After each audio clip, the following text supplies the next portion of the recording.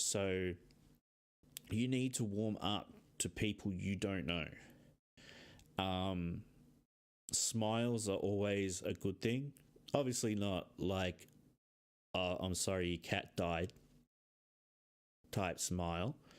But, you know, time and a place. And these are the things that people in these type of roles are expected to do. You're not supposed to be expected to be cheerful 110% of the time, but you're expected to be able to carry a conversation with someone you don't know and be able to ensure that their safety. So that's a really important thing. Now, another really, really important thing I think to myself is don't overdress. You're not going for a job where it requires you to wear a suit and tie and fancy shoes and all that type of stuff. You're going into a role that's generally neat casual. So to go in with a suit and tie to a interview is really overboard. You just need to go in there, you know, whether it be a nice shirt or blouse, some slacks and some casual shoes tucked in, maybe a jumper over the top or something like that. But don't go into these roles, you know, into these interviews wearing suits and ties and, you know, fancy dresses and, you know, business pantsuits and skirt suits and all this type of stuff. Because when you think about it, you don't want to be much more overdressed than the people who are giving the interview. That's my rule of thumb. So, and you know, people pay attention to things like that, and let's not beat, you know, around the bush here. We are trying to work in an organization or in a role where impressions matter. So, you know, if you went storming up to a consumer, a client, and started rattling off at them, then you're not going to get very far. So, and your supervisors and all that aren't going to be all that impressed with you. But you just need to show them that you know what is expected.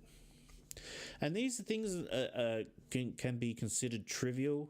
That's fine. Like, I'm very open with people criticizing me. That's not a problem. But these are the basic tips that I do when looking for a peer worker role. And you know, I'm usually in the top, you know, 1, 2, 3. Well, my first job I was number 1, but you know, there was another job where I came in 3rd because I wasn't really prepared, and that was my fault. But saying that, don't get discouraged about not landing a peer worker role straight away, because you're going up against people who probably, you know, 2, 3, 4, 5 years experience, you know, for that same peer worker role.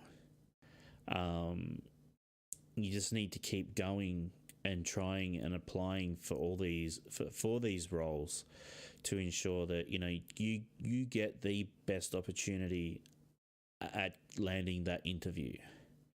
So it's, you know, so the first stage is finding the position, whether it be online or over the phone or word of mouth or what have you. The second is make sure that your resume is up to date. Make sure that the cover letter, you know, even if you don't know who to send the cover letter to, ring up. Say, I saw the job. Can you tell me who I need to send the letter to? Shows initiative, shows that you're willing to, step outside the norms. So, and these are the little things that, employers look for. So when they receive all these resumes in the mail or via email, they read yours, and yours is the only one who's addressed to the manager or the peer worker, supervisor, or department head or whatever, who's looking after the position, the employment of the position, and they see that you've taken that extra step to go out and find out who they are and all that type of stuff, and then address it to them. It proves the point that you're willing to just go outside the box. So, and then after you've sent in your resume and your cover letter, just study the organization. I mean, it doesn't hurt to study organizations, websites and stuff like that, because you might apply for 3 or 4 jobs through that same agency or through that same organization, but not in the same location. So, and it's not always the same, like having a peer worker at, say, I don't know, Kilsyth, and you apply for that, and then there's a job with the exact same organisation at Croydon, but they're in different buildings. It's not necessarily going to be the same person that you're going to be interviewed by, or even sending your cover letter to. So never assume that just because you're going for a job within the same organisation, that organisation are using the same person to scout for that role. So get to know your organisation, get to know your confidentiality, get to know all those little tidbits that, I've even gone for a job where they asked me to write a case note, even if you just practice a case note. What else is there? Dress, make sure, and then make sure that, that the interview is not, the end of the world to them, like you're not going to, you've got some sort of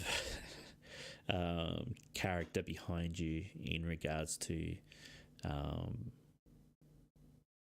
who you are and stuff like that, let them know that, Oh, the other really important thing is, and it comes up in every single job interview that I do, or I've been in, is since you have a mental health issue being that you're applying for a job that basically requires you to have a mental health or a lived experience. How will you balance